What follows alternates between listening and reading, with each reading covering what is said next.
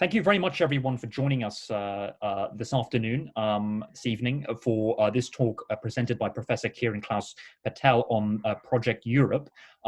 Professor Kiran Klaus Patel is a professor at Ludwig Maximilian University in Munich and is published widely on themes diverse as European and American contemporary history, covering the New Deal, Nazism and Western European integration. We're delighted to be joined by him, and it's a very topical discussion in the wake of coronavirus. Obviously, at the time, Project Europe was written before, but it's interesting to sort of a lot of the lessons I think are applicable, not least as Kiran has talked about a lot in his work, is the European Union is ultimately a story of overcoming different crises, and this is the latest in a story of these crises. And so it will be interesting to see how it responds, and I'm sure we'll learn a lot from that. For those who have taken paper 18, you'll be very familiar with Professor Kiran Klaus Patel, who dominates the field of Western European integration. So very, very fortunate to be here.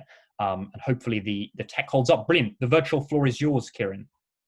Sebastian, thank you very much for this very kind introduction, and everybody also for joining to the History Society. Particularly thanks for inviting me again. I would have much preferred to be with you all in Cambridge, but obviously this is not possible at the moment. And we all hope for happier times when we'll go back to normalcy, obviously. Now, I'm very happy to talk about this book, and the starting point of this whole project of writing this book actually is quite simple, because I would want to argue that we all tend to have a problem when we talk about the European Union, regardless of whether we like or we hate it. And that is that we tend not to find a real middle ground. Because how do we actually speak about the European Union? I think very obviously there is often two versions of that story. Either the European Union is seen as the magic bullet solving all our imminent problems, and hence we should finally bring it to full fruition. Alternatively, very often the European Union is seen as the worst thing possible, a bureaucratic and undemocratic juggernaut destabilizing our countries economically and culturally. And those who've lived in the United Kingdom of you over the past years will be quite familiar with that story, obviously. And again, I think that also for the future of the European Union, we tend to have these two very different versions, either seeing the EU also now under the conditions of the corona crisis on the verge of collapse, or weathering the storm rather well. And that brings me to my first slide. Let's hope that this will work. Yes, this is this mural from Banksy from 2017 that some of you will be familiar with, which I think is actually quite interesting because it can be read in either way. Either again, and this is what you probably see at first glance, the story again of an image of the EU in lethal crisis on the verge of being torn down, as this man does on that ladder.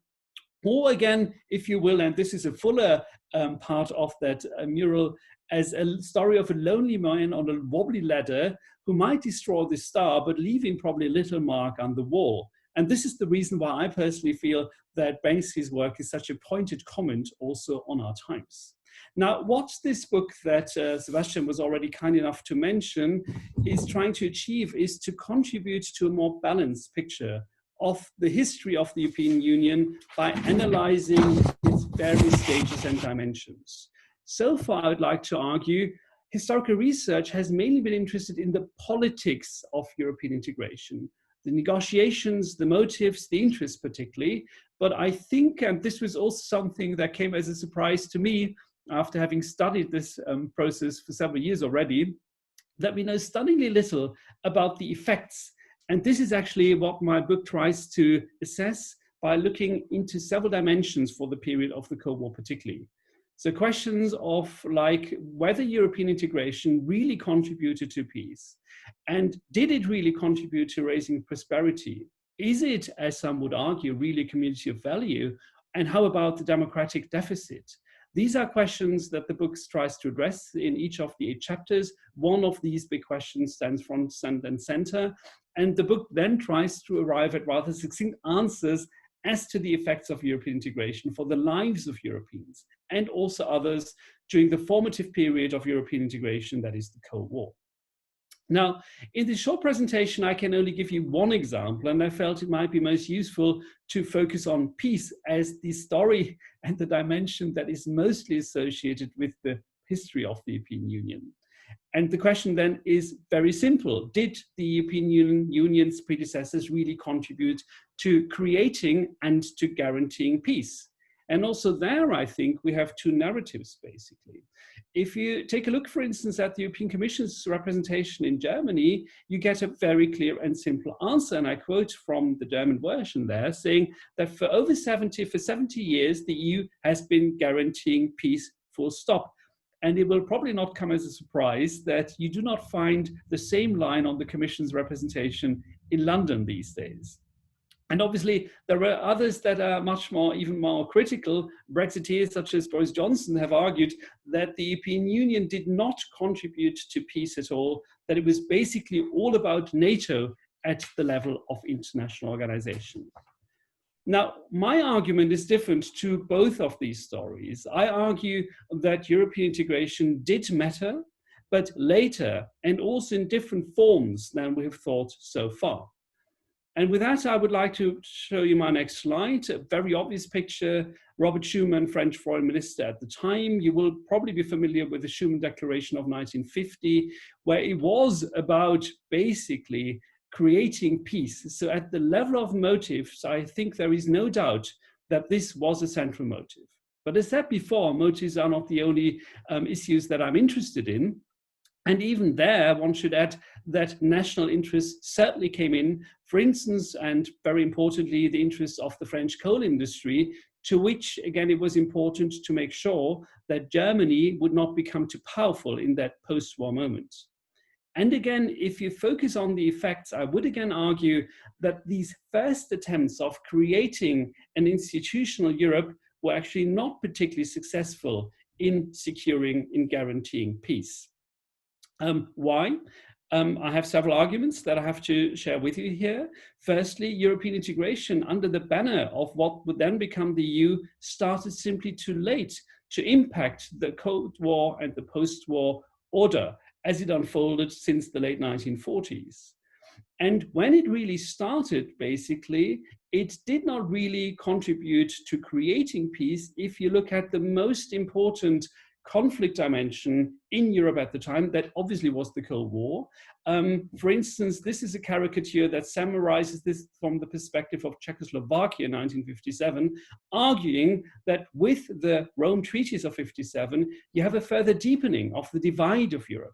And hence that this project, which was clearly capitalist and also anti-communist, was furthering tensions within Europe. Now, if you just focus on the western half of Europe, you could argue, well, probably it did help creating peace by uniting Western European countries in this seminal conflict, the Cold War. But also there, the story, as you will know, is quite different, because what you had at the time was two different Western entities being created, the European communities on the one hand, but also EFTA, which brought together seven countries under the leadership of the United Kingdom, which is the reason why already in the late 1950s, particularly American actors, including Stacey Dulles, for instance, bemoaned the fact that Europe was split, that Western Europe was not an entity that was bringing together its forces in this confrontation of the Cold War. And the third argument needs to be added, that if we stick for one moment to this coal and steel community created in 1952, the idea, the motives were again clearly to create peace by pooling industries that were key and instrumental for waging war, coal and steel at the time.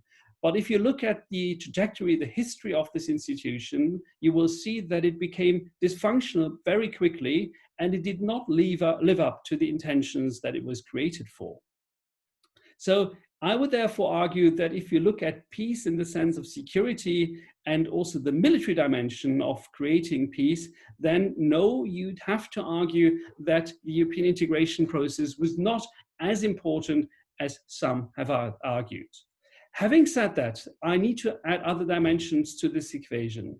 I would argue that if you move away from this hard dimension of security, of peace creating, to softer dimensions, the EC did actually and very obviously contribute to creating peace. And this is a picture that might help us to look into this. What you see here is a round of elderly men. This is the first commission of the EEC.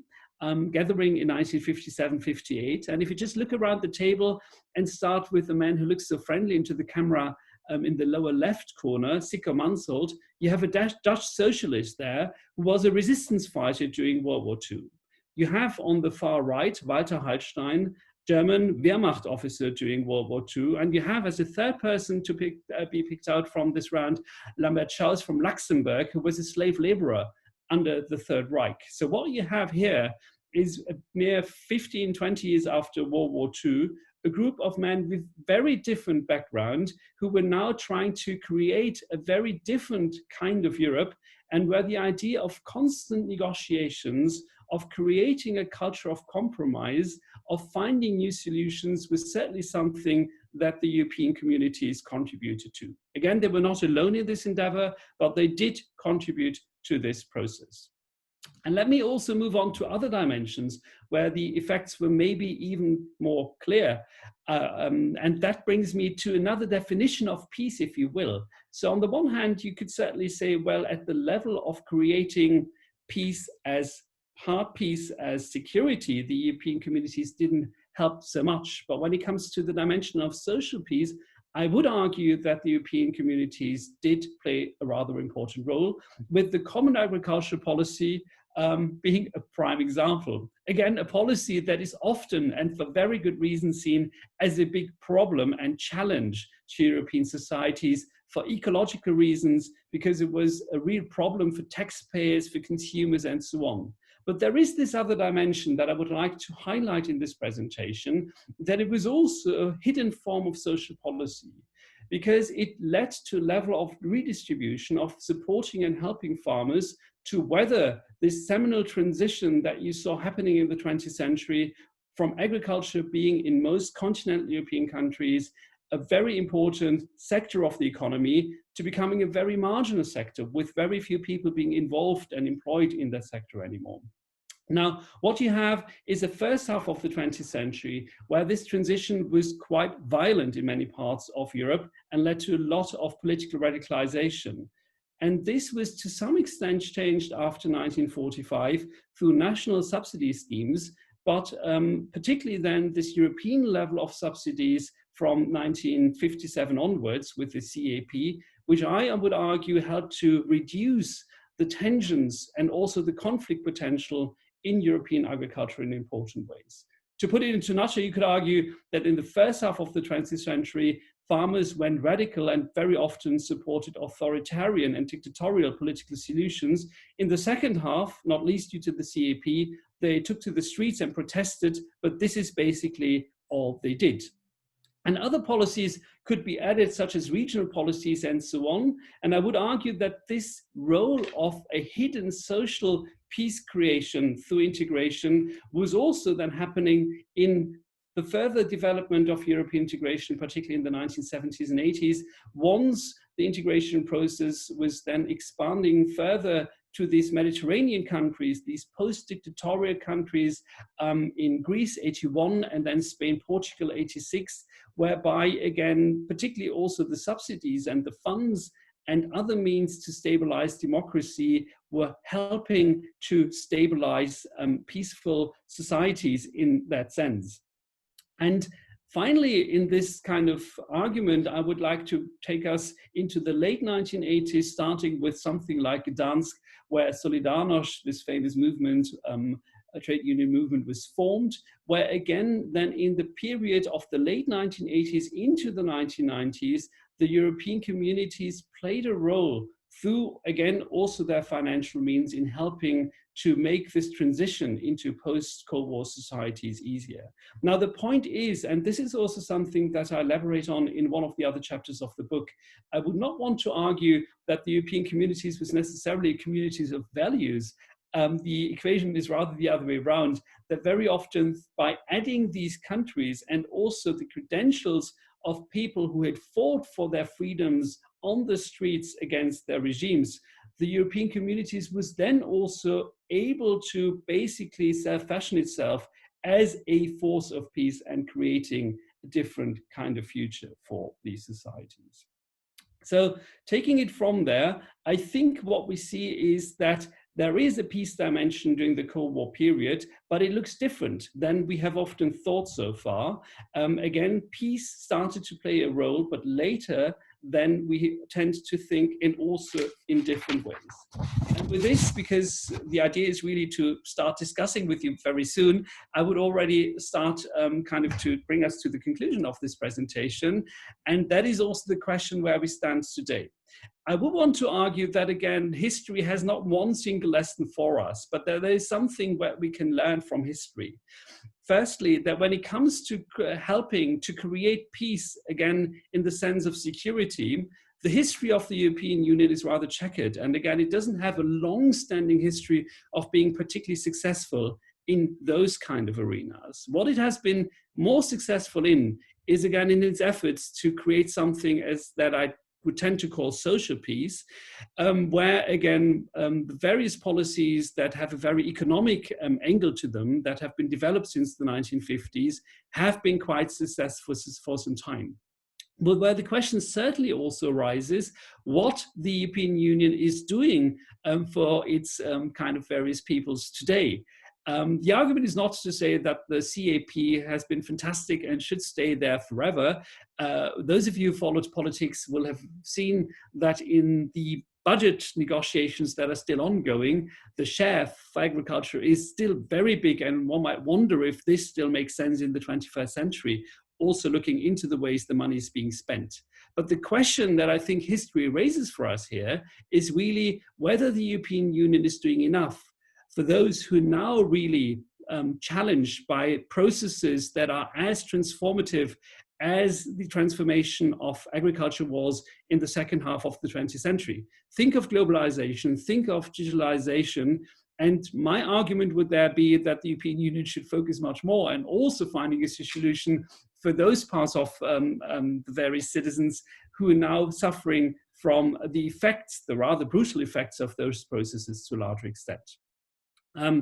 So if I want to summarize what the book tries to do, it's, if you will, try to bust some of the myths about the European Union. The idea is to arrive at a slightly more balanced account of what the European Union has achieved, if you will, for the people in the Union, but also beyond. This is also what particularly the last chapter that is about Europe in the world does today, and hence also create maybe a slightly less politicized and emotional basis for political discussions, but also show those of you historians that there is still a lot of research to be done in this field, and that, if you will, to some extent, we're only starting to do research on these kind of issues.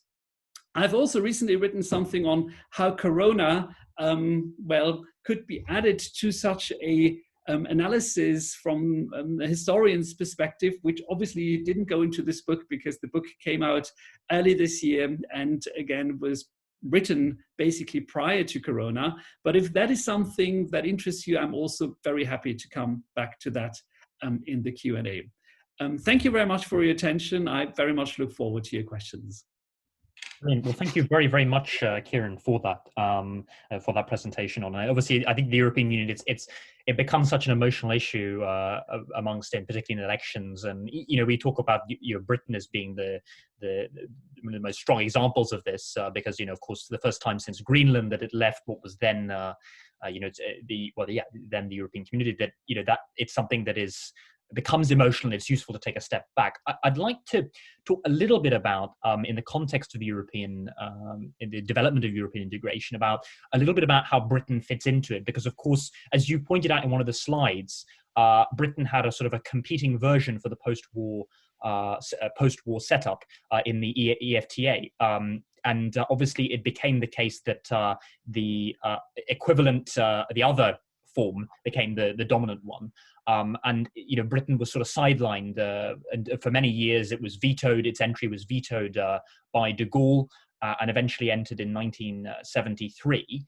How do we explain Britain's initial intransigence to joining what was then the EC, and then eventually coming round to joining that body?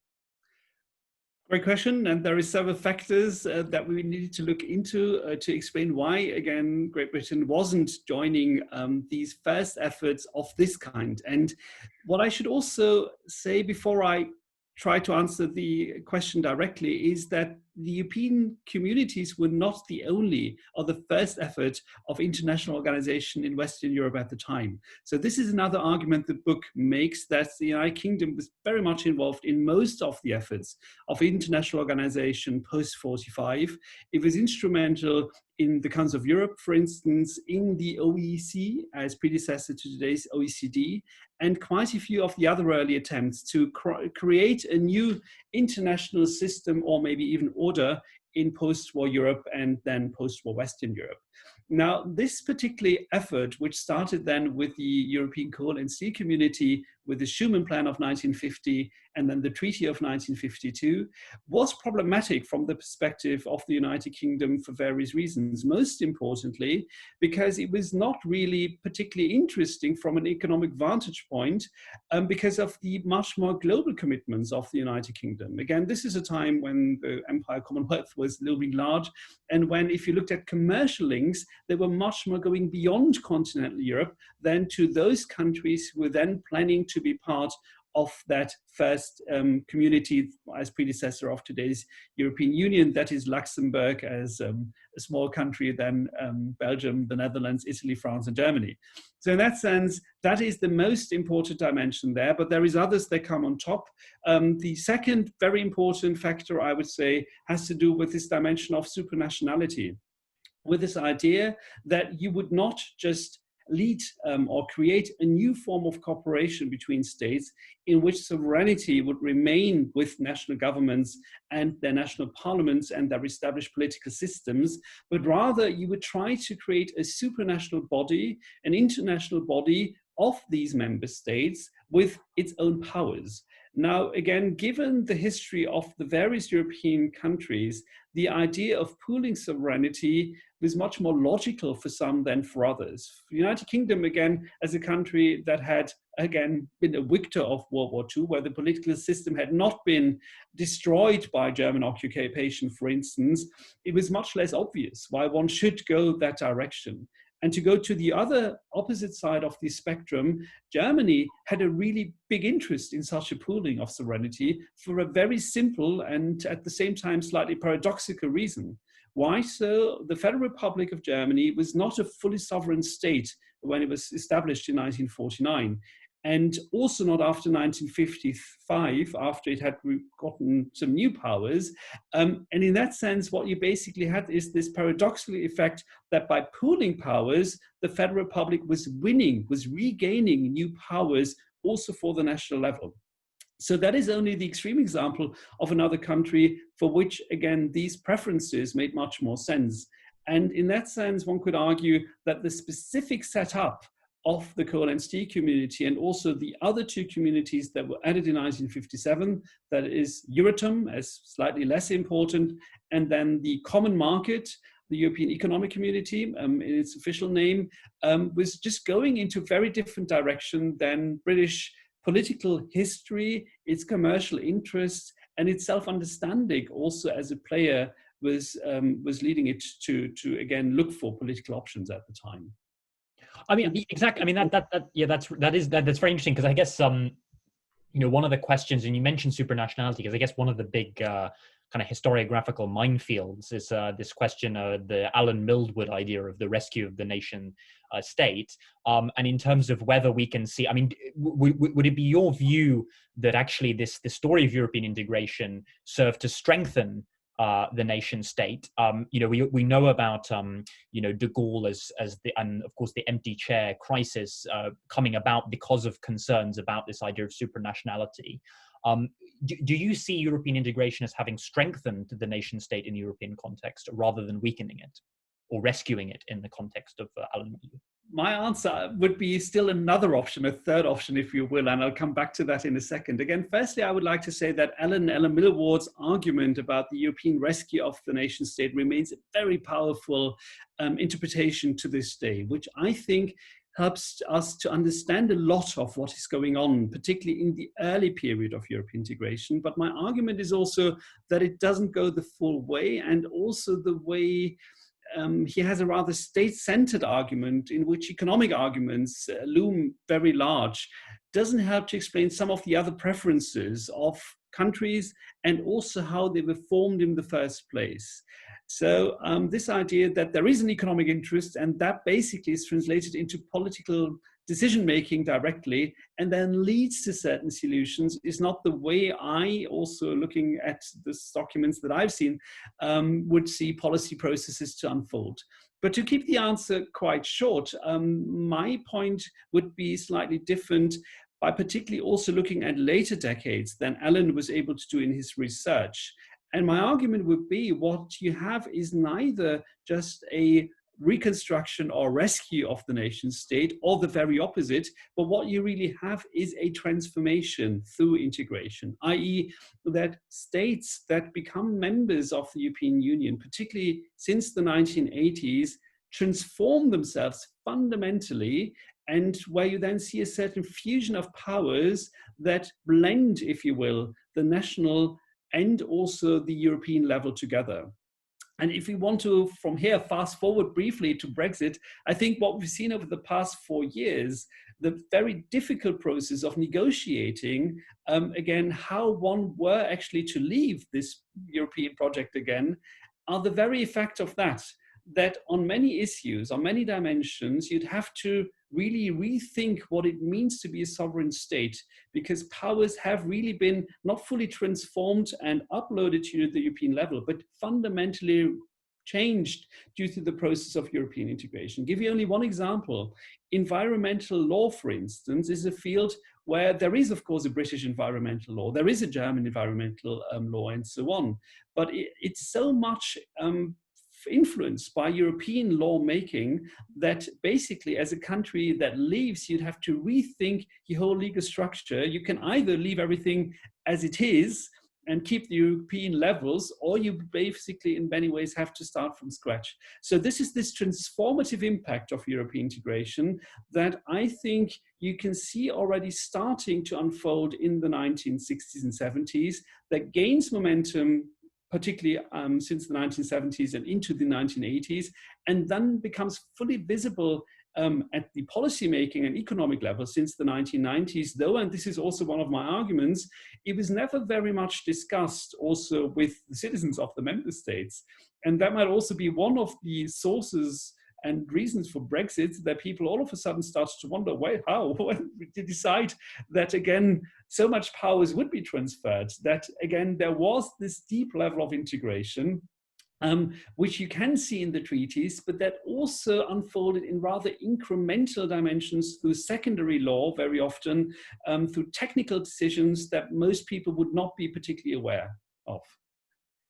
That's interesting. I guess in terms of, I mean, one of the things you caution about in your book is to, we shouldn't look at the development of the European project as this kind of teleological process. I mean, I guess one of the interesting things is that as you talk about, there's the economic integration point that sort of dominates at the beginning with the European Steel and Coal Community, and that's seen as being coterminous with French interests as well. And obviously, I mean, we talk about watersheds, watersheds being, for example, the Single European Act. And that, do you see that as being the point that Britain inadvertently commits to political integration, or the idea of an ever closer union, and the original vision of simply being a single market, or maybe Maastricht as well as a good example, that they committed originally to a single market, but it becomes a far more political project? I mean, what do you see as these watersheds, and when it changes direction? And you get to this sense of, I guess, what Eisenhower had predicted of being this United States of Europe idea. Watersheds is an obsession for historians to see and look for turning points in these processes. Now, if you will, people from law often have quick answers for you, because they would often, as will also many political scientists, argue that Maastricht is the turning point. Now, as a former professor at the University of Maastricht, obviously I feel almost obliged to agree, but honestly I don't. My argument is slightly more complex, because I want to argue here that there is a period that incrementally leads to fundamentally change already, starting in the 1970s, which is actually quite interesting because a lot of scholarship has argued that the 1970s into the early 1980s were the rather stagnant period of European integration. Eurosclerosis, as a neologism, tries to capture exactly that idea, that European integration was not really coming very much, kind of was moving forward. My argument is that actually there was a lot of change going on, but often informally. That it was not, again, through major treaty reforms, but informal agreements, such as, for instance, setting up European summits, or the European political community, again, the meetings of foreign ministers, which was first informally agreed on and only integrated into the formal treaty structures later on with the Single European Act, the Maastricht Treaty, and so on. So what you have is incremental change already in the 1970s and the first half of the 1980s. And I would argue that then this period, this decade, if you will, from the mid-1980s to the mid-1990s, sees on this basis a fundamental transformation of the integration process. Again, not only through the main treaties, the Single European Act of 1986 and the Maastricht Treaty, but also through secondary law, whereby, for instance, on the basis of something as technical as a decision by the European Court, the so-called Cassis de Dijon decision, you have a massive acceleration and deepening of economic integration in the market, in the single market as it then unfolds, which again leads to a transformation because powers again are fused between the level of the member states and also the European level.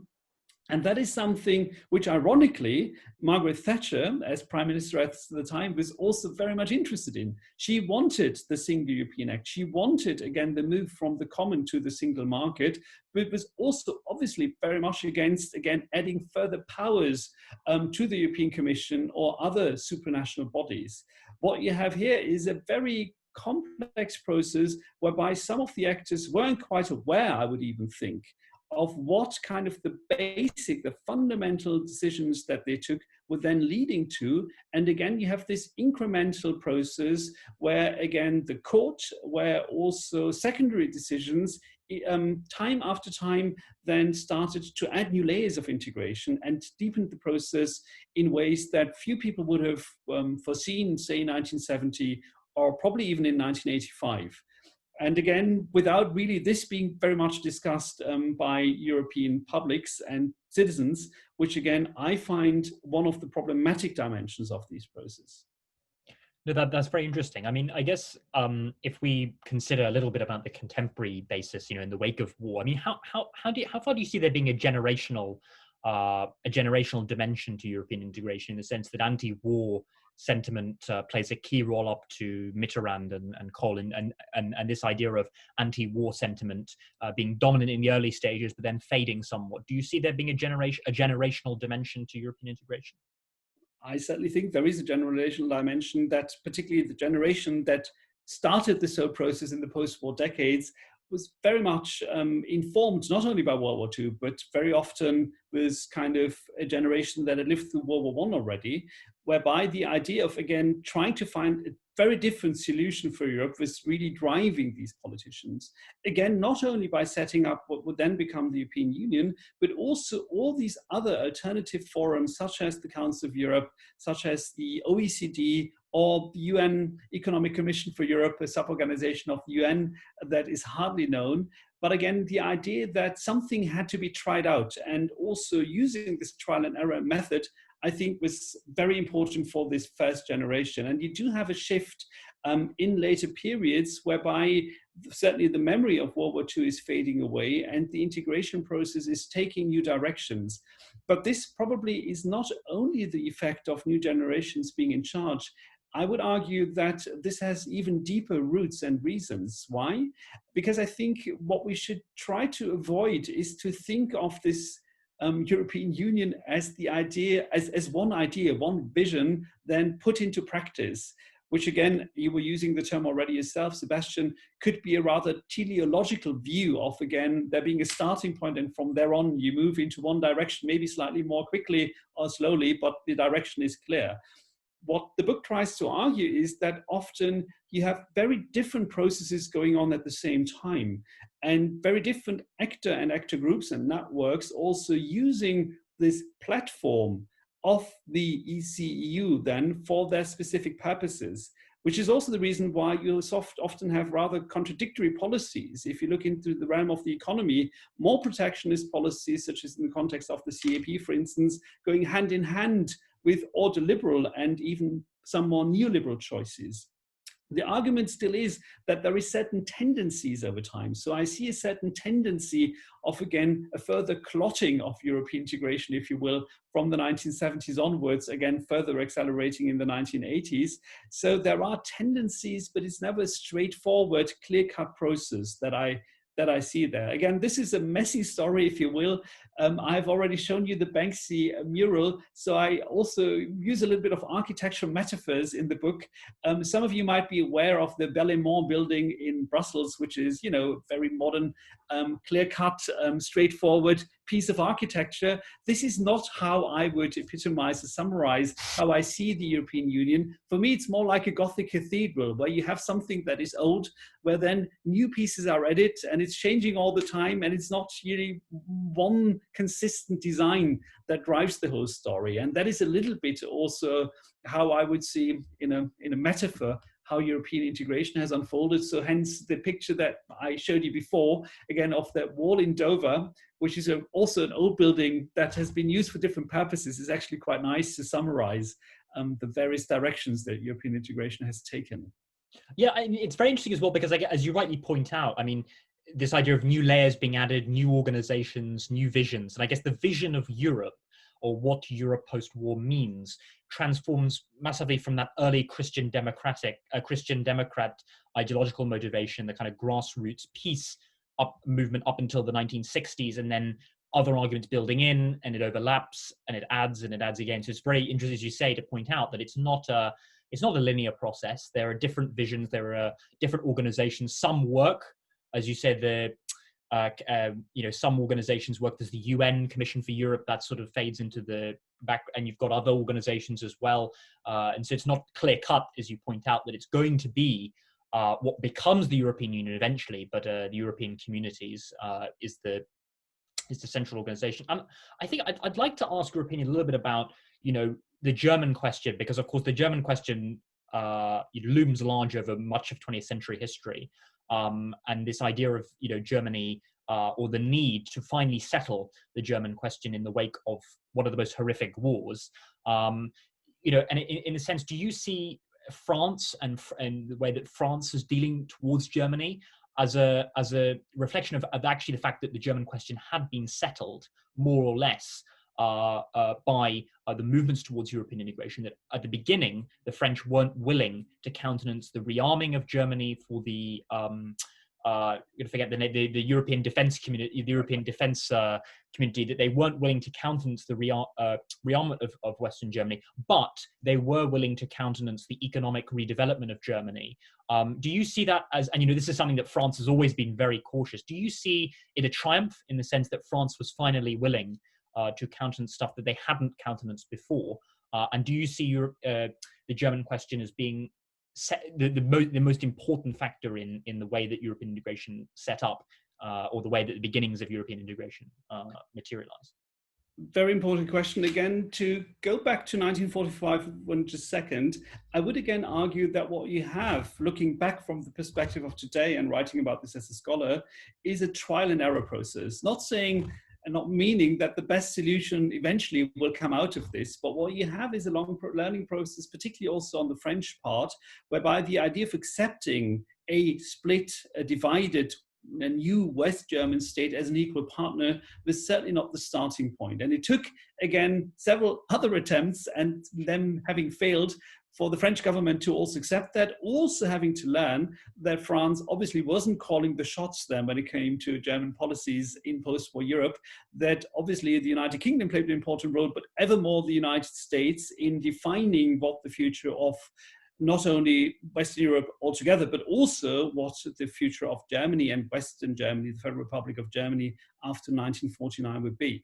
So in that sense, yes, I would agree that, again, this idea in 1950 of the Schumann Plan of 9 May 1950 to offer a solution whereby Germany, the Federal Republic, would be accepted as an equal partner was the result, the end of a certain learning process of this being a new way forward.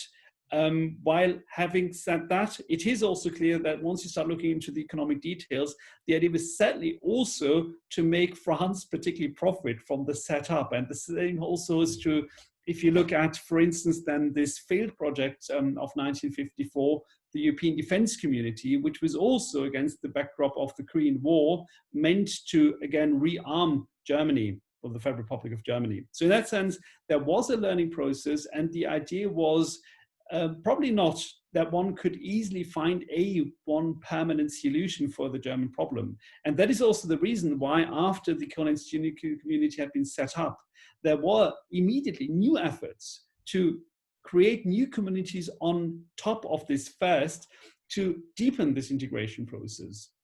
Because the fear was that this community would not suffice to control, again, German potential aggressions and find a new stable solution for this unstable heart of Europe, if you will.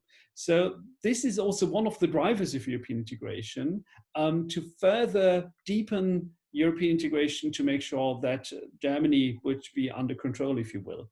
And this is something that you find going on until the 1960s. Then these fears of Germany and these images of the past recede slightly to the background. But what you then have replacing them quite quickly is, again, fear of the new German muscle, because Germany becomes, or the Federal Republic of Germany becomes the most prosperous, the most powerful economy in this community of countries, whereby the French also feared, how do we now deal with this new powerful Western Europe? And the idea was, again, basically to resort to the same recipe, and that was further integration. So one way of summarizing the history of the euro, again, there could be other arguments to be added to that, is also that it was a means to control for the strength of the Deutschmark, of the German economy. And hence, if you will, the idea of further integration was, again, also reactivated and updated in the 1980s and also into the 1990s at the end of the Cold War, when with German unification, also the former GDR became part of the European communities, and where it was clear that Germany's position would be fundamentally changed due to the end of the Cold War, that it would become stronger, and that French politicians were worrying very much what this would mean for European integration. Hence these efforts to deepen the process further. And hence I would argue that, again, very much in certain ways until today, the German issue has been defining certain policies and been driving very often further integration, also to compensate for the strength of the German economy in the first period, more also for fear of a repetition of the past, more recently for new fears that very much have to do with strength of the economy.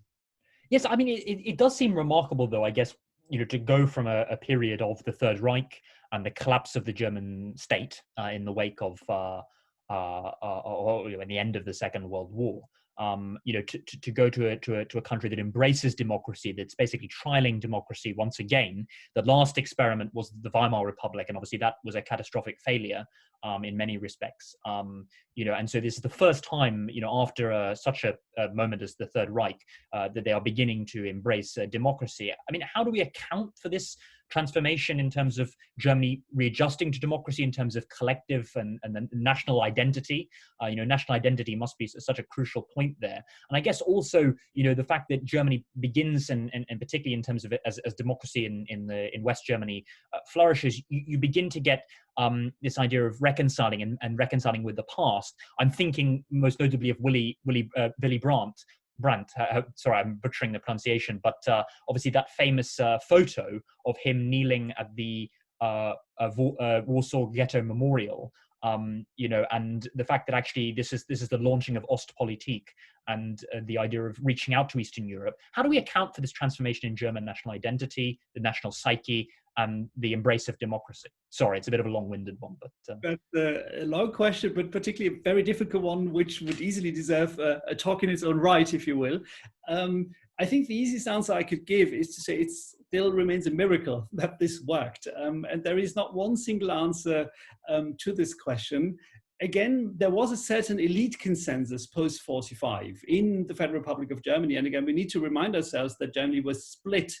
That Western integration into the Western camp, which very much meant two things. On the one hand, again, transatlantic alliance, NATO, the United States, but also any kind of effort in Western Europe, amongst which then the EC becomes the most important one, would be the way forward. That this was the political answer one should give, that this should also be prioritized over German unification. This was the Christian democratic answer to the political challenges at the time, particularly under Chancellor Adenauer, which might come as a surprise that the conservatives, if you will, were more not so much focused on national kind of unification as the Social Democrats actually were in the 1950s under Kurt Schumacher as the party's president at the time.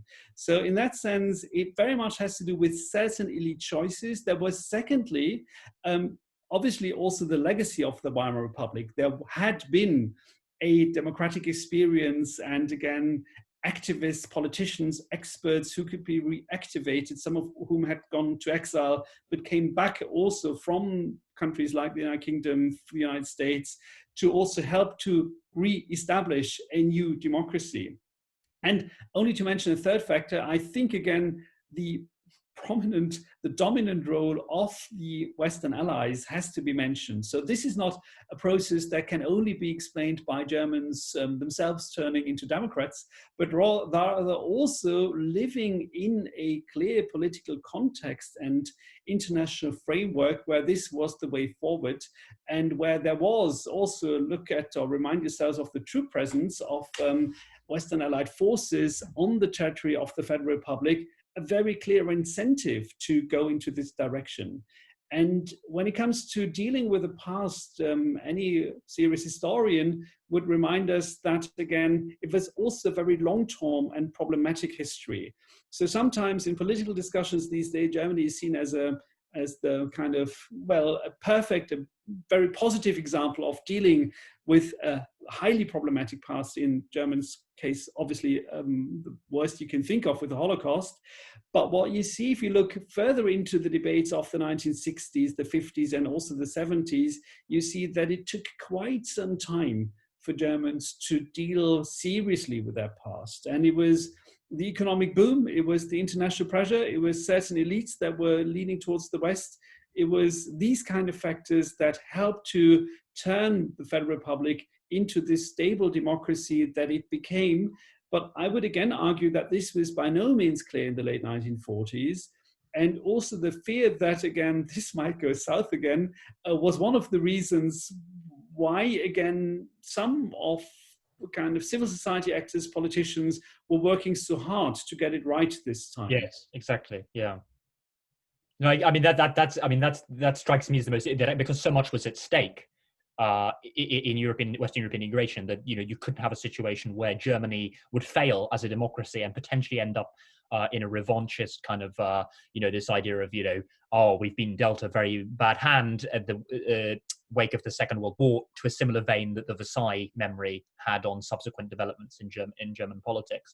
And actually, I mean, to touch on the other flip side to that, how do we just explain before? I mean, I'm conscious we'll open it up very soon. I mean, how do we explain de Gaulle and Charles de Gaulle? Such an inscrutable figure. On the one hand, embracing integration on French terms, but huge skepticism of European integration. How do we situate de Gaulle in the narrative? Again, a fascinating figure, and always very good to think about his role, also to help us clarify maybe some of the categories. So some in the literature would argue that he was anti-European, because of course, for those of you who know the literature, will remember he was very much against certain projects in this history of European integration. He was basically single-handedly launching the crisis of the empty chair in 1965, again withdrawing his representatives from the European institutions to make clear that certain French policy interests had to be fulfilled before the French would walk back and continue cooperating in this project. And this is only the most obvious example next to then his vetoes, his two famous vetoes to British entry in the 1960s to the European communities. So in that sense, that is one argument that you have. My argument would be different. It would basically focus on 2 points. Firstly, that this stark dichotomic language of pro and anti-European is not particularly productive. What you have is different versions and visions of thinking about Europe. And what you have with de Gaulle is certainly somebody who looks at this reality quite different than, for instance, Walter Hallstein, whom I showed to you before. Again, for de Gaulle, and this is also kind of informed by his views of history, nation states need to stand front and center. That is only one of the main continents, and hence a very strong supranational dimension of European integration for him is artificial, can't lead anywhere, and is historically wrong. And only to give one other example of his approach to this, also it's kind of driven by his experience during World War II, he does not believe that this project can be linked to the United States to the extent that it was, that Europe needs to become much more independent, and that Europe, and again, this is also where his views of history again ties in, has to have a very different role in the world. And again, it's not a Europe that is restricted and reduced to Western Europe necessarily, but it is a continental vision of Europe. And that makes his views of Europe fundamentally different to some of those who then come to dominate in the European community. Hence, his stark opposition to some policies. But the other point that I would like to make, next to trying to distinguish between various forms of thinking about Europe, is to help us look at a more fine-grained level into the ways he interacted with these communities. Again, the crisis of the empty chair, the vetoes are well known, but as particularly a French colleague by the name of Laurent Valouze, who's now a professor at Sorbonne University in Paris, has shown, de Gaulle was also very clever and clear in how he negotiated and navigated the more detailed policies. What do I mean with this?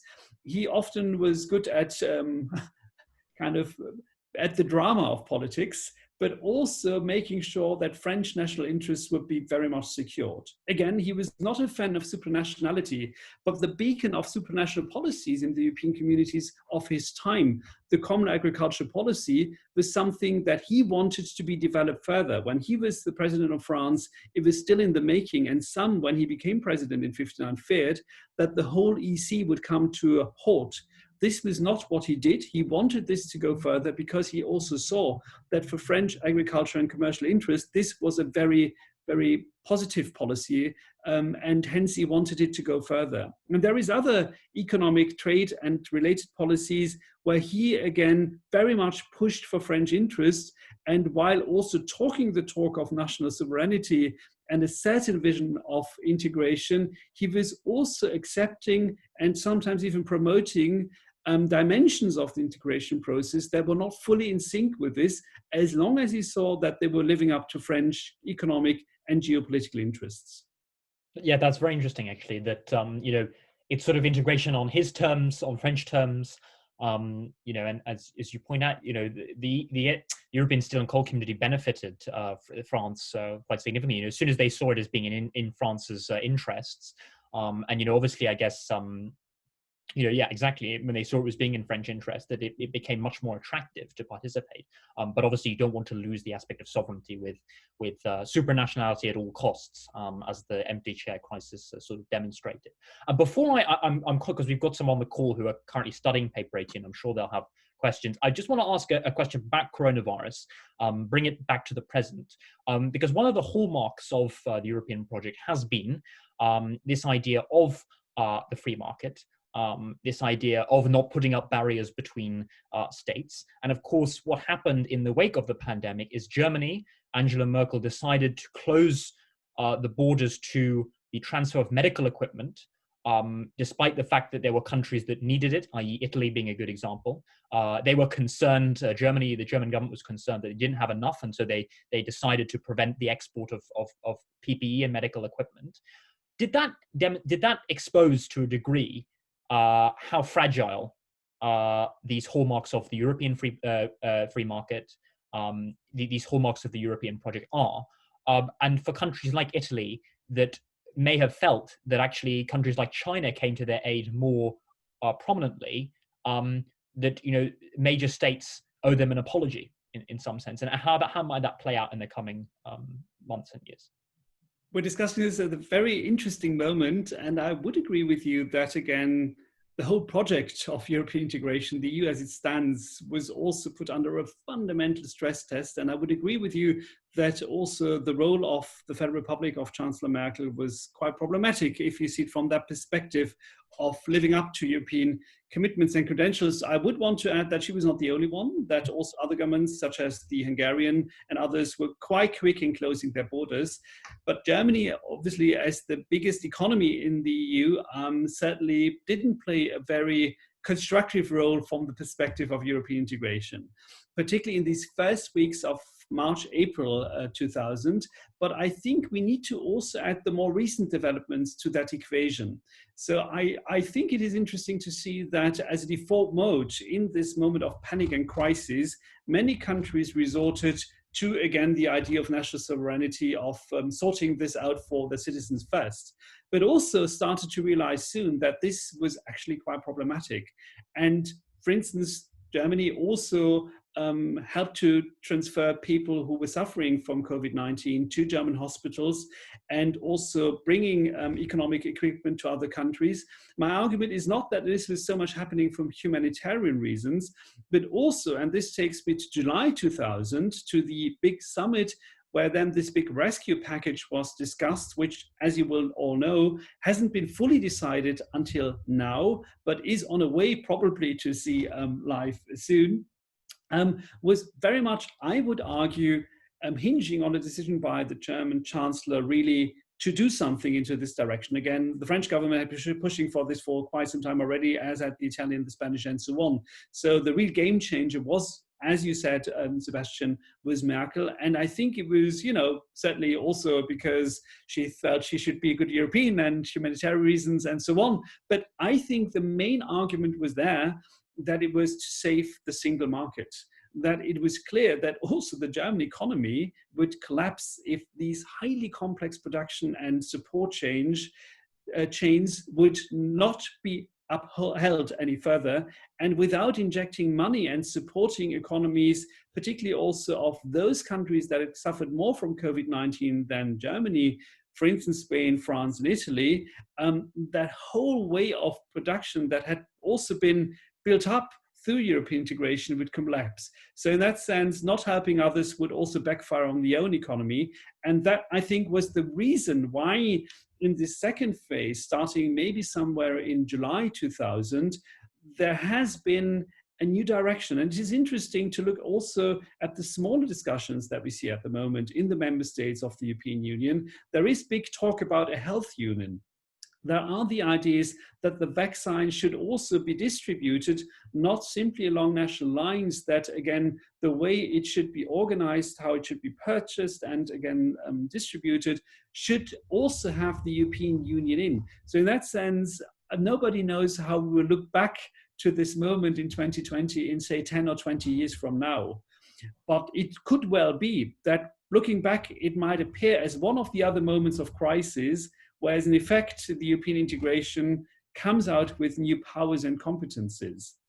And I would like to end this point with a short counterfactual. Just imagine for 1 second, this pandemic had happened, say, 20, 30 years ago. I think nobody on this planet would have thought that the European communities of the time would be any power or factor to help sort this out.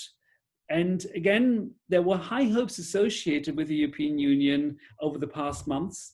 And again, the European Union has actually sprung into action in certain ways, which I again see as a sign that, again, there has been a fundamental transformation of European integration, as we've said before, that also at the level of identity and expectations, the horizon of expectations that people actually have, as to from where they expect help, the European Union has become ever more important. And that in itself, I find as a historian already quite remarkable.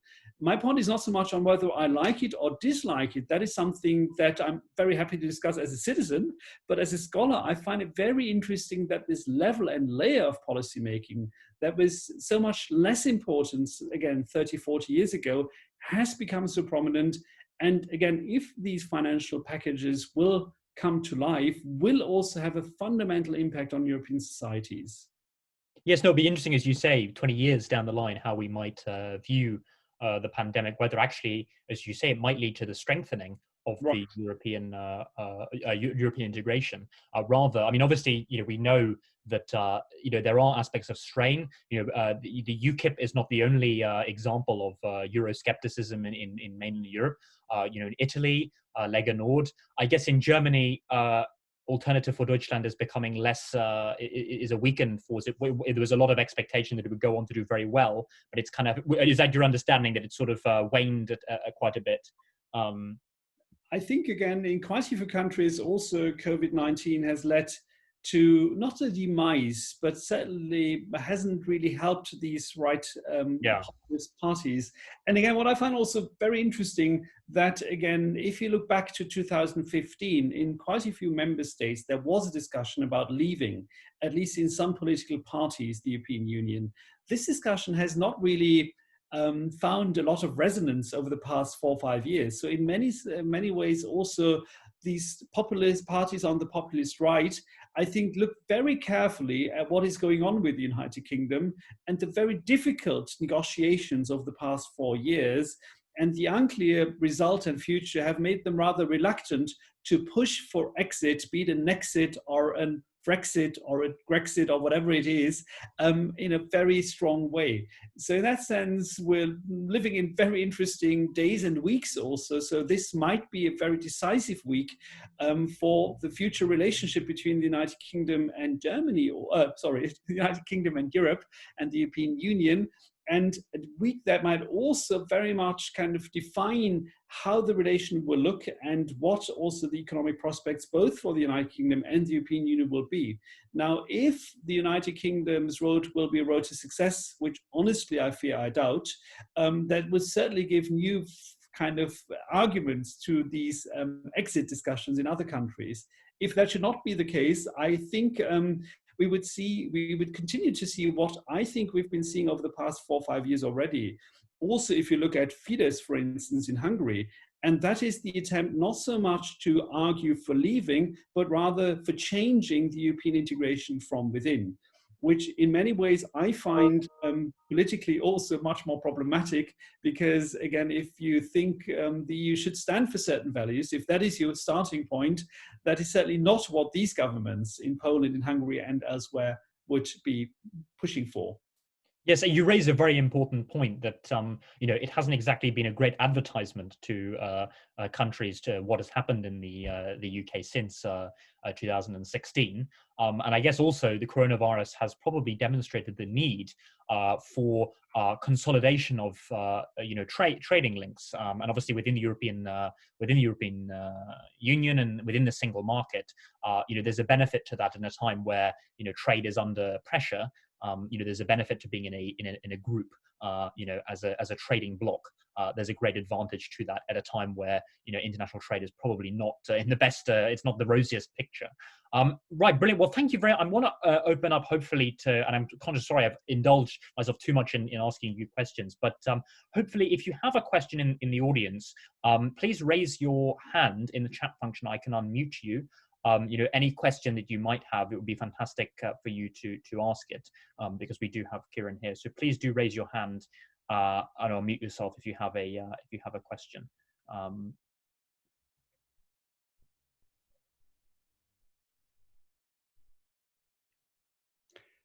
Just to say again that I'm very happy to answer the questions that have to do with the book, more with the history of European integration, but also if you have questions as to where we stand today, what future perspectives are, I'm happy to speculate with you. Again, historians are normally, and that includes me, reluctant to talk about future developments, but again, yes, it's interesting to think about future options at least. Yes, please do. If you do have a question, please do. And if not, I will ask another one. But I don't want to be the only one asking. So no. Okay. Well, that's on. Oh, wait. I think we have Moby. Are you? Can I unmute you? Yeah. Thank you very much for this discussion. It's been great. I wanted to just kind of ask. A lot of these discussions we've had in this hour has mainly focused on kind of a top-down approach of the high elites and the officials. To what extent would you say did kind of these bottom-up processes like tourism, for example, religion, kind of play a role in shaping European integration?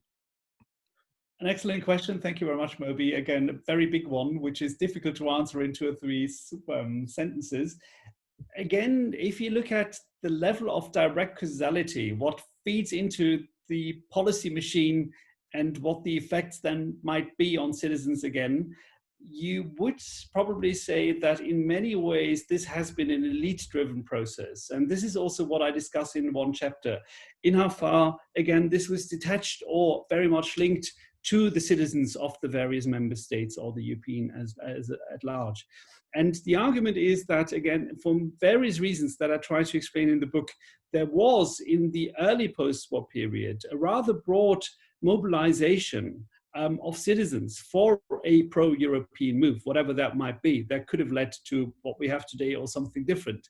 But that for various reasons, these kind of forms of activism did not really very much feed into the institutional process that we have and remained decoupled.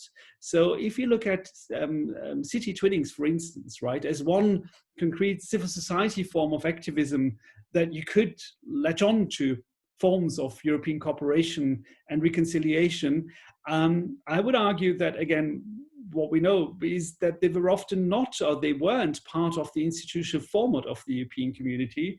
Of course, the European community tried to also facilitate these kind of actions, but they were independent for the longest time and also had their own logics and also geographies, which were not identical to the ones of the European community.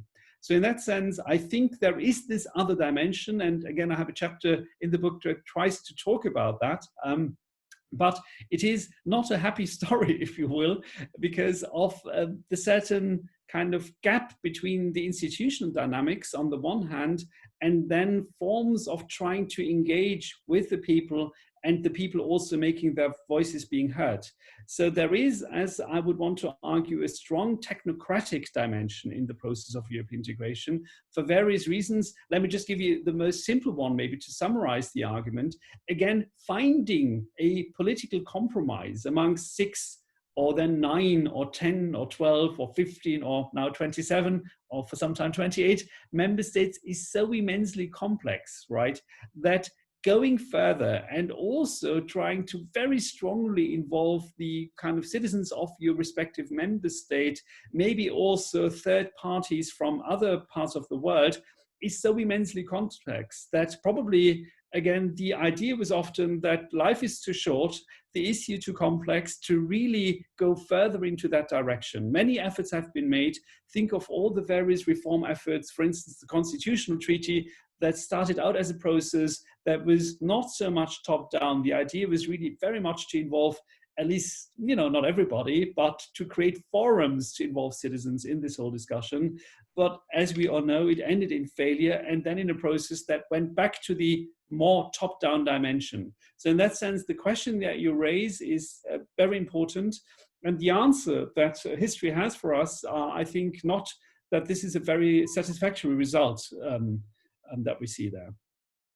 Brilliant. Well, thank you. I think very good question, because as Moby pointed out, that it's very easy for us to talk about, you know, these impositions from above in terms of the creation of institutions, but actually if there's a popular undertone to Europe and a sense of a popular identity of what Europe means, you know, whether that be something as banal as a national anthem, a European anthem, or, you know, something about the nature, much in the same way, I guess. I mean, I don't know. I mean, this might be a forced parallel, but in the lead up to German unification, the identity of, whether it be gymnasia, societies, cultural event, that sense of embracing a wider German identity beyond simply Prussia, in the lead up to German unification, how culture played a role. Before we end, I mean, it would be great to hear a bit more about, this idea of a culture and how far a European culture interacts with national cultures. Can we talk about a European culture? Another very difficult question. I would argue that there isn't a specifically European culture that can be easily distinguished from other forms of culture in other parts of the world, for instance. Again, the United Kingdom being an obvious example where links to some other very faraway countries have been much more intense than to certain parts of continental Europe. And the same not only due to colonialism and global role of nation states, also is true for other parts of Europe.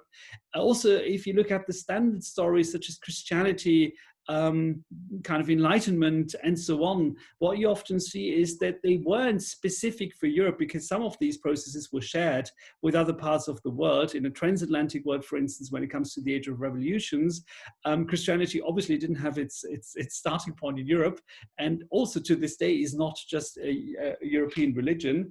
So in that sense, coming up with an essentialist notion of this being the core of European identity is something that I tend to find highly problematic.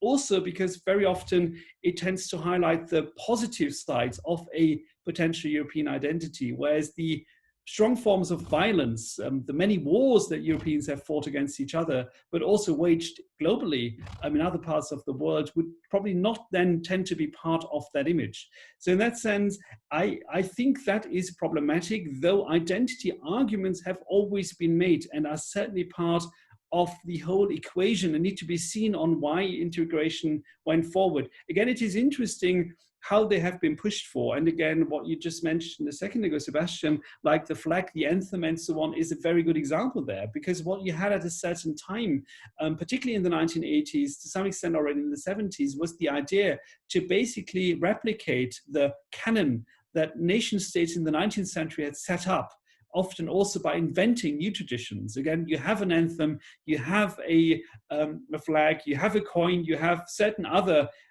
kind of symbolic dimensions that make you a nation state, to transpose that to the European level. And again, there is a level of banal nationalism. So again, it is interesting to maybe go back to that Banksy image that I showed to you. I still have it on my other screen, therefore I'm looking to the right here, because nobody would have understood what you see there in 1970. Again, this is a symbol that was first created for the Council of Europe. That is another international organization that exists as an independent body to this day in the 1950s. It was then integrated informally first into the European communities in the 1980s. Now it has become ubiquitous basically in across Europe and the world.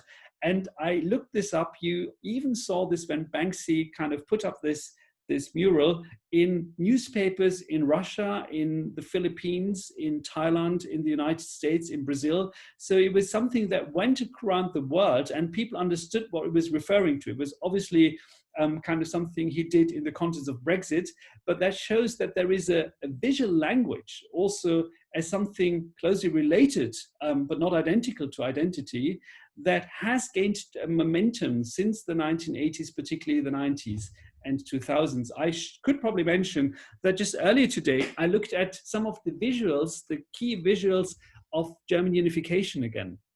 And again, as I mentioned briefly before, the 3rd of October 1990 is not just the day of German unification, it's also the day when the former regions of the GDR joined the European communities of the time. Now, what you have is a lot of images that show the German flag, also of commercial items and icons, such as a lot of cigarette advertisements, by the way, which you don't see in today's world to the same extent, but you don't see any European flags at that moment in time. So in that sense, also there, what you have is a fundamental transformation over the past 20 years. If you compare that, for instance, to the Euromaidan, to, again, the flags that were kind of visible in images in Ukraine, in Belarus to some extent to today. So in that sense, there is a new attachment, or also a way of using these symbols that also probably show a certain level of identification. But what we also see is, if you look at even the Eurobarometer statistics, which come from the institutions themselves, is that you do not see a fundamental increase of Europeans, of people in the member states identifying as European.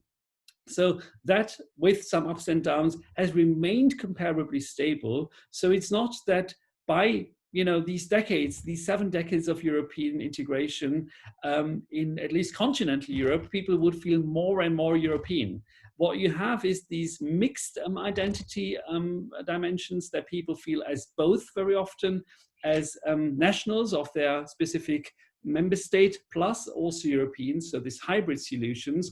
But what you do not see is that, again, a European identity has surpassed and replaced national identities. If you will, also some symbols might therefore be more clever than others. I think it is interesting to compare, for instance, the idea of the anthem or also the flag to the coins, particularly of the currency. But because in the coins, what you have is not a sheer replication of the whole national spiel, if you will, that you create something that then lifts this up to the European level, because as you all know, the European coins have these two sides. You always have a national side and a European side. So it's a hybrid product, if you will, which also certainly through the distribution of various national currents or sites, then, if you will, do not always place you within your own country, but certainly underlines the role of member states and nation states to this day in European integration. So that is a rather long and maybe not fantastically clear answer, for which I apologize to your question, but I think it shows the complexity of the issue, and also that there on this level, you do not have a clear-cut process, linear process leading into one direction or the other.